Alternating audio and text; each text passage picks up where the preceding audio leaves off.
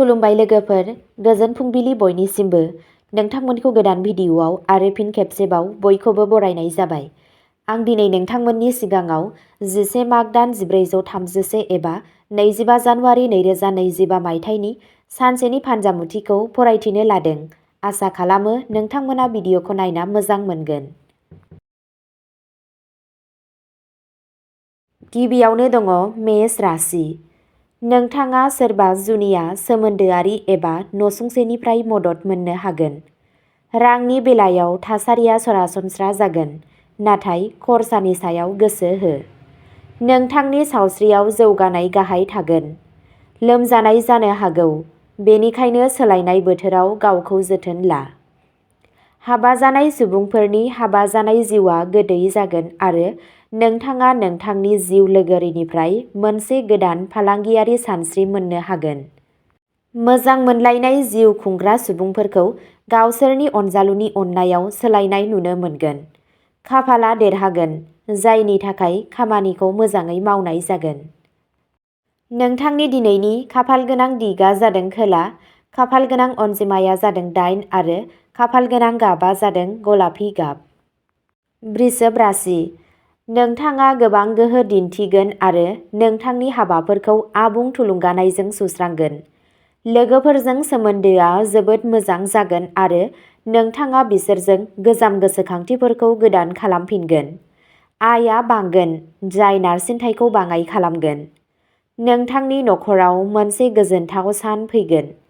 सोरनिबा जुलिनि बाथ्रा रायज्लायनो हायो। जुदि नोंथाङा हाबा जानायब्ला सांग्रां जा। गावनि जिउ लोगोरिजों रायज्लायनायखौ गाज्रि दाखालाम।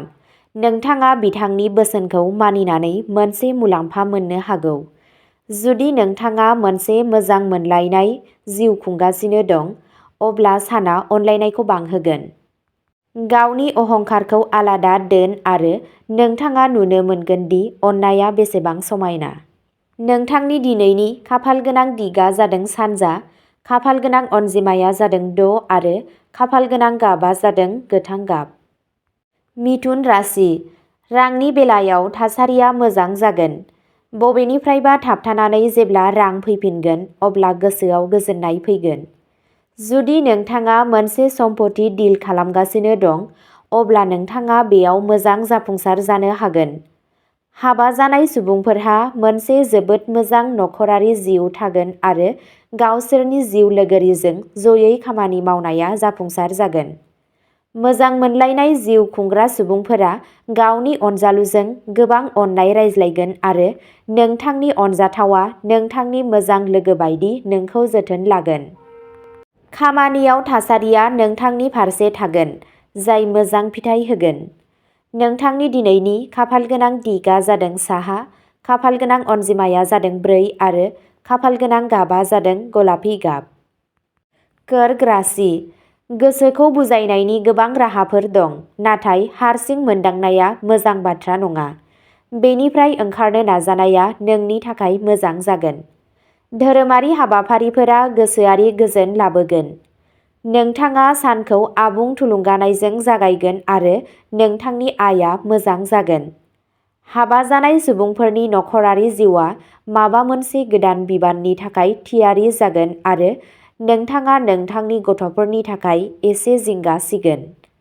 मोजां मोनलायनाय जिउ खुंग्रा सुबुंफोरा सोमोन्दोआव गोरोन्थि बुजिलायनायनि जाहोनाव माखासे गोनो गोथोनि बोलि जानो हागौ।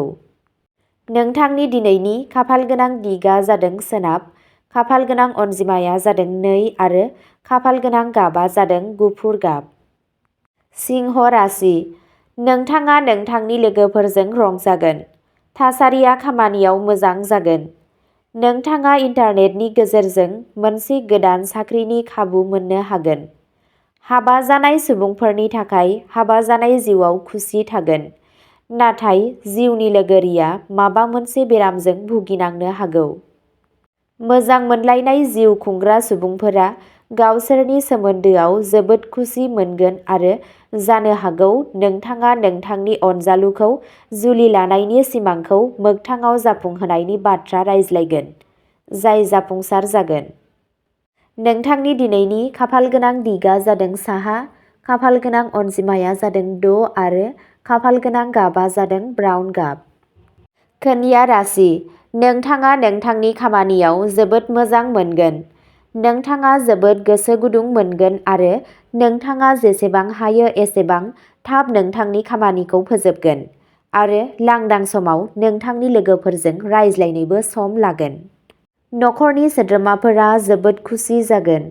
न'नि आबहावाया एसे धोरोमारि जानो हागौ। माखासे खुरमा बाहागिफोरनि सौफैनाया जोंसारथि लाबोनो हागौ। गावनि रागाखौ दबथायनाया नोंनि थाखाय जोबोद गोनांथार जागोन, मानोना बेयो नोंथांनि नखरारि जिउआव गोहोम खोख्लैनो हागौ। मोजां मोनलायनाय जिउ खुंग्रा सुबुंफोरा गावसोरनि अनजालुनि आखुजों एसे दुखु मोननो हागौ। बेनि सोमोन्दै बिसोरजों रायज्लाय। नोंथांनि दिनैनि खाफालगोनां दिगआ जादों खोला, खाफालगोनां अनजिमाया जादों 1 आरो खाफालगोनां गाबआ जादों गोजा गाब। तुला राशि, तुला राशिनि सुबुंफोरा जेबो जाहोन गैयाजासे जिंगा आरो दुखु मोनगोन। शुक्रनि थाखाय माखासे जेंनाफोरा नंगुबै, बबेखानि नोंसोरनि माखासेया नोंथांनि गुसुं नोजोरनि आखुनि थाखाय गावखौ सोरजियो। समाजारि आरो फालांगियारि बिथिङाव बेरेखाफोरनि होंगो दोंगोआ नोंथांनि सिगाङाव गसंनो हागौ। नोंथाङा बैसोर सुबुंफोरखौ गावनि साहस आरो मेलेमजोंल' फेजेननो हायो। बेनिखायनो गोसोनि लोरबांथि आरो गाज्रिफोरखौ नागार। रावनिबो सायाव जेबो गाज्रि दासान। नोंथांनि दिनैनि खाफालगोनां दिगआ जादों सानजा, खाफालगोनां अनजिमाया जादों 9 आरो खाफालगोनां गाबआ जादों रुफानि गाब। वृश्चिक राशि, बेयो नोंथांखौ एसे दुखु होगोन आरो बेयो मावनाय खामानिखौ गाज्रि खालामनो हागौ। बेनिखायनो बांद्राय दासान आरो गावखौ हारसिं दागार। जुलि जानाय जिउआ जोबोद समायना जागोन। नोंथांनि जिउ लोगोरिया नोंथांनि मोखांआव मिनिनाय लाबोनो हाजासे नाजागोन। नोंथाङा बिसोरनि बे स्टाइलखौबो मोजां मोनगोन। मोजां मोनलायनाय जिउ खुंग्रा सुबुंफोरा जोबोद खुसि जागोन आरो गावसोरनि अनजालुखौ लोगो हमनो थाखाय माबा मोनसे बाहाना नागिरगोन। गावनि अनजालुजों मोनाबिलि सम बारहोनाया नोंनि गिबि गोनांथि जागोन। नोंथांनि दिनैनि खाफालगोनां दिगआ जादों सोनाब, खाफालगोनां अनजिमाया जादों 2 आरो खाफालगोनां गाबआ जादों गोजा गाब। धनु राशि, धनु राशिनि थागिबिफोरा जायखिजाया गोदान सोमोन्दोनिफ्राय मुलाम्फा मोनगोन। बेनि अनगायैबो बिजिरसंनाया सिगांनि बेलायावबो मुलाम्फा गोनां जानो हागौ। जुदि नोंथांनि राङा गोबाव समनिफ्रायनो थाबथानानै दं, अब्ला नोंथाङाबो मोननो हागोन। नाथाय बेनि थाखाय नोंथाङा नाजानांगोन। गावनि नखरारि बिबानफोराव सांग्रां दाजा, नङाब्ला सोमोन्दोआव जानथायफोर थानो हागौ। जिउ राहायारि दावगानाया गावखौ फोथायनायखौ बांहोगोन। नोंथांनि दिनैनि खाफालगोनां दिगआ जादों सानजा, खाफालगोनां अनजिमाया जादों 3 आरो खाफालगोनां गाबआ जादों गोमो गाब। मकर राशि, नोंथाङा फ्राय गासैबो बिथिङाव नोंथांनि रोंमोनदांथि आरो नोंथांनि आखा-फाखाथिखौ दिन्थिगोन। नोंथांनि आयाबो बांगोन आरो नोंथाङा नोंथांनि बेरेखाफोरखौबो फेजेनगोन। जुदि नोंथाङा जायखिजाया बादायलु आनजादनि थाखाय थियारि खालामगासिनो दं, अब्ला दिनै नोंथांनि थियारिफोरखौ आवगायहोगोन। हाबा जानाय सुबुंफोरनि नखरारि जिउआ मोनसे आबुङै गोजोन जिउ महरै नुजाथिगोन। मोजां मोनलायनाय जिउ खुंग्रा सुबुंफोरा गावसोरनि सोमोन्दोनि बागै मिन्थिगोन आरो बिसोरो गावसोरनि अनजालुनिफ्राय सैथोखौ मिजिंथिगोन, मानोना बिसोरनि गोसोआव माखासे गोरोन्थि बुजिलायनाय थागोन, जायखौ स्रां खालामनो गोनांथि जागोन। दिनै खामानिनि थासारिया जोबोद मोजां जागोन। नोंथाङा सोरनिफ्रायबा मोजां मुलाम्फा मोनगोन। नोंथांनि दिनैनि खाफालगोनां दिगआ जादों खोला, खाफालगोनां अनजिमाया जादों 5 आरो खाफालगोनां गाबआ जादों गोथां गाब। कुम्भ राशि, बांद्राय साननाया उदैयाव मोनसे सोमोनांथाव असुबिदा सोमजिहोगोन। नोंथाङा सिबिनाय एबा धोरोमारि हाबाफोराव मोजाङै खर्सा खालामगोन। खाफालआ नोंथांनि थाखाय देरहागोन, जायनि जाहोनाव नोंथाङा खामानिजों सोमोन्दो लाखिनानै मोजाङै दिन्थिफुंनो हागोन। नोंथांनि हेफाजाबगिरिफोराबो नोंथांखौ मदद होगोन। नाथाय नोंथाङा नोंथांनि खामानिनि जायगायाव सोरजोंबा सौग्रावलायनो हागौ। बेनिखायनो सांग्राङै रायज्लाय।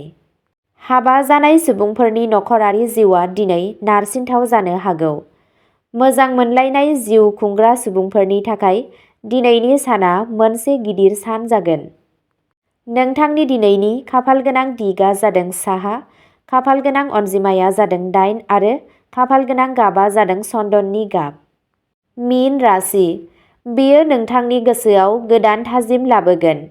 नोंथांनि खुदियाजों सोमोन्दो थानाय जायखिजाया मोजां खौरांआ नोंथांनि गोसोखौ मोनसे खुसिनि मोन्दांथिजों बुंफबहोगोन। नोंथाङा नोंथांनि जिउ लोगोरिनिफ्रायबो अननाय मोनगोन आरो नोंथाङा नखरनि मदद आरो अननायखौ नुना जोबोद खुसि जागोन। बे मिनिनाया नोंथांनि मोखांआव सानसे थागोन। जुदि नोंथाङा मोनसे मोजां मोनलायनाय जिउ खुंगासिनो दंब्लाबो दिनै नोंथाङा नोंथांनि अनजालुजों खाथिसिनाव दावखोनाय नुनो मोनगोन। नोंथाङा रावजोंबो गाज्रि बाथ्रा रायज्लायनायनिफ्राय गोजानाव थानांगोन, नङाब्ला थासारिया आखाइनिफ्राय ओंखारलांनो हागौ। नोंथांनि दिनैनि खाफालगोनां दिगआ जादों सोनाब, खाफालगोनां अनजिमाया जादों 4 आरो खाफालगोनां गाबा जादों खमला गाब। अब्ला दिनैनि राशि फरायथिनाया एसेनोसै। नोंथांमोनहा जुदि सोरबाफोर फेसबुकआव खौरां खोनासंनानै मोजां मोनो, अब्ला जोंनि डियार ब्रह्म फेसबुक पेजआव थांनानै खौरांखौ खोनासंहैनो हागोन। पेजनि लिंकखौ डेस्क्रिप्शनाव होनाय जादों। गोजोन्थों।